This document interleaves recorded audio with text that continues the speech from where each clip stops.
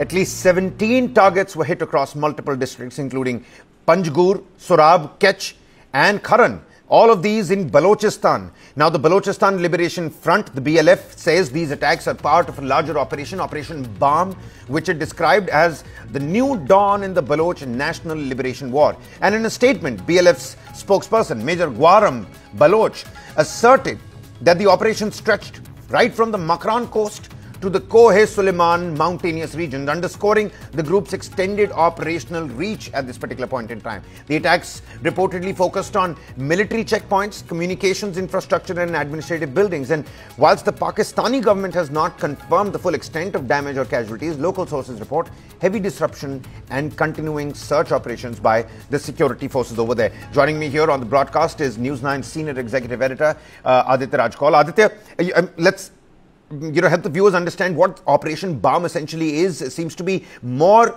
calculated attacks on the Pakistani military. 17 different locations that were attacked, and these were all coordinated attacks that have rocked Balochistan.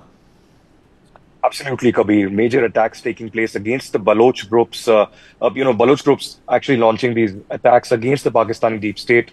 The Pakistan Army and the Frontier Corps are the top priority targets for the Baloch groups. This time, the BLF spokesperson coming out and saying that Operation Balm has been launched, and this is perhaps a paradigm shift, a new chapter in the Baloch struggle for freedom from the illegal occupation of the Pakistani military.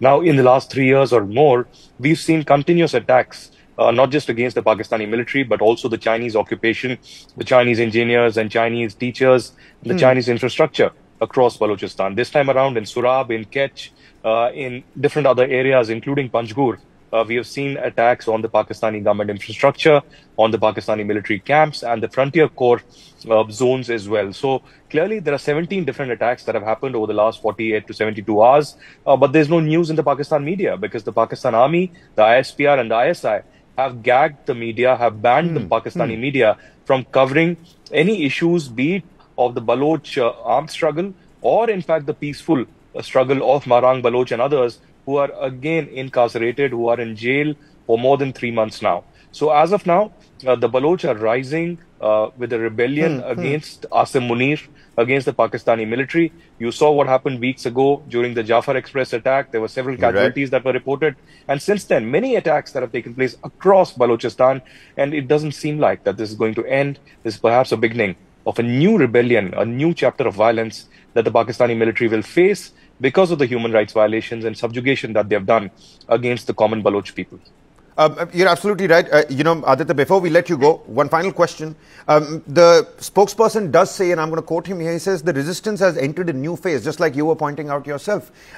He's saying that Operation Balm is designed to demonstrate that Baloch fighters are capable of launching large-scale, synchronized operations across the vast geography. And he's also said that he claimed the attacks were carefully coordinated to inflict both human and material losses.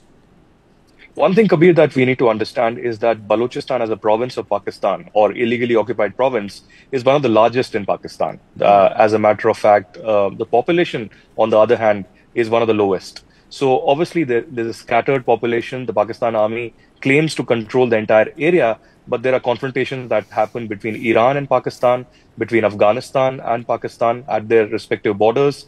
And at the same time, the common Baloch people who do not accept themselves as Pakistanis, they say that in 1948 and later, the Pakistani military forcefully occupied them. And that's why they're rising up. They may not be as strong as the Pakistani military. They do not have the same kind of weaponry or resources, but they say that whatever little that they can accumulate, they will certainly rise up. And we've seen over the last 1 year, there have been synchronized attacks in at least 4 to 5 areas at the same time. They've occupied highways, they've stopped vehicles, they've targeted Pakistani military infrastructure, gas pipelines, even the Gwadar port has come under attack. As I said, there have been casualties not just faced by the Frontier Corps and the Pakistani military, but the Chinese engineers and Chinese teachers as well, which has frustrated China because the BRI and the China-Pakistan Economic Corridor goes through Balochistan. So it is certainly not easy for China. And the Pakistani military may continue their, violence and bloodshed and mayhem in Balochistan, but it does seem that they will face a stiff resistance from the Baloch groups.